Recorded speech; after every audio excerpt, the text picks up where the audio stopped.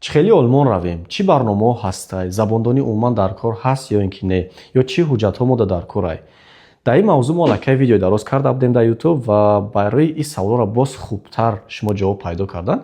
علی دوداری ما یک برنامه بسیار خوب ساخته است و نامش است رودمپ. شما در اینجا در اومده البته همون راههای به آلمان اومدن را میبینید، مثال تحصیل، کار یا اینکه ausbildung. وقتی که شما مثال در ausbildung میدروید، در اینجا شما نویسنده است که تقریبا چند معاش میگیرین، چند مدت دوام میکنه ausbildung شما و کدام ساحه‌ای هستند که بسیار هم سرطلب هستند. و باز در اینجا همون شرایطاش نویسنده شده است و امکانیتایی که شما بیاین در همین ساحه ausbildung کنین. و اینچنین کمتر معلومات میتونیم درباره علی دودار که در ساحه IT ausbildung میکنه و در یک مدت کوتاه بسیار هم وبسایت های خوب نیز تهیه کرده است و اینچنین بسیار چیزهای خوب یاد گرفته شده است.